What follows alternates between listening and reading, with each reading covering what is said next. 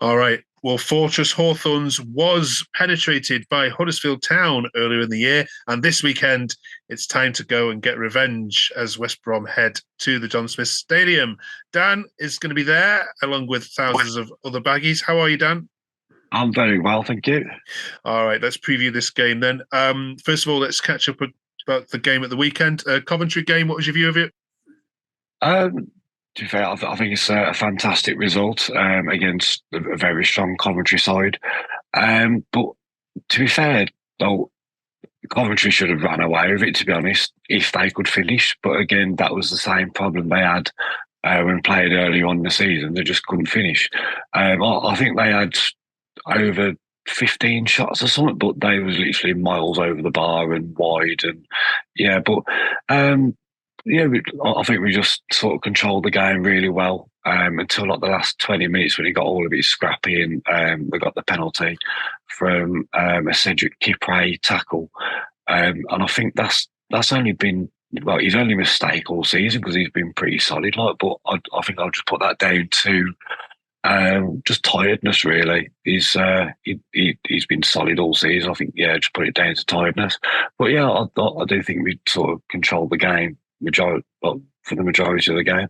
So, yeah, no, it was I think a professional performance, wasn't it, rather than one that get you out of your seat. All right, and then of course at the weekend you were probably hoping for a Preston Hull draw, and you got one.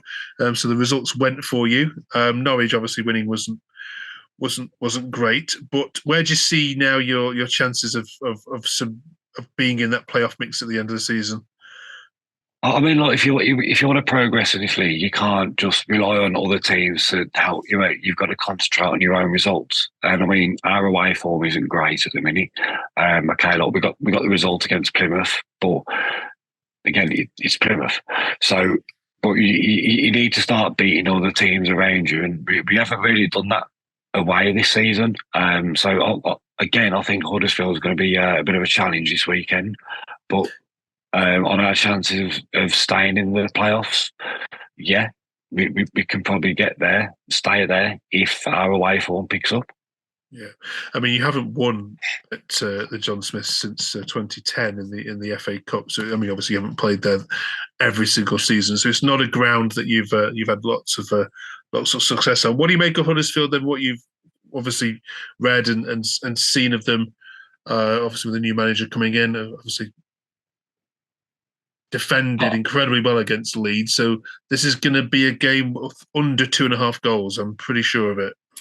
Yeah, I think he's got a ball draw written all over it. I mean, look, again, we haven't really got an out-and-out striker, but then we sort of seem to play better when we don't have an out-and-out striker. So we've been playing like Wallace up front or Dean Garner. So I can't really see us scoring if Huddersfield are going to carry on defending like they did against Leeds. So yeah, I do think it's going to be a really tough game for us. Again, and we're away, which again, our away form isn't great. Okay, let's just talk about your owner then, because Shilan Patel has been officially kind of cleared now to take over, and I think he's going to be watching the game against, is it QPR this week? Midweek game, against QPR. It's going to be there.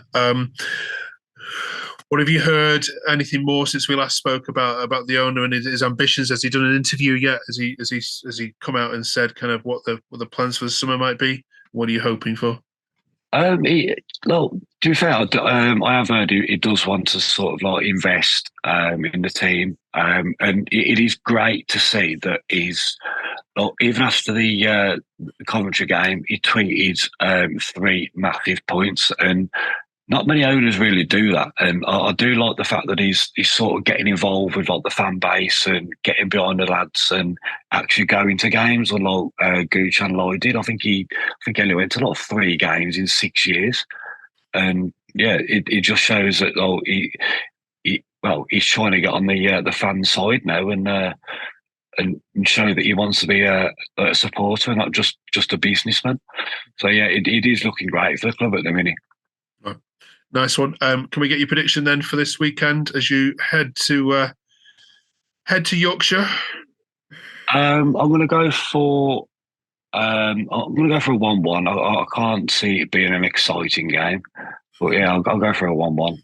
Okay. And before you go, give us your February player of the month for Baggies. To be fair, there's quite a few that have really stood out the past month. Alex Mower has just been doing the donkey work, just winning the ball back, creating chances, slowing the game down when he needs to. He's been superb. Akaya Kushlu again, just dominates the midfield. He's just here, there, and everywhere.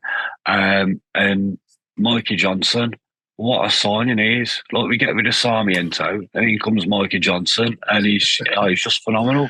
Like, his goal against Plymouth was just brilliant. Like, put the ball through the defender's legs, top corner, and he done the same on the weekend as well against Coventry. So, I'm going to give it to Mikey Johnson. Brilliant. Right. West Brom are impressing, and you know what? I always like a team that quietly goes about their business. No one's writing column inches about them. No one's shouting them up or putting them down. You're just quietly going about it, and I think that's a sign of a pretty quality team, isn't it?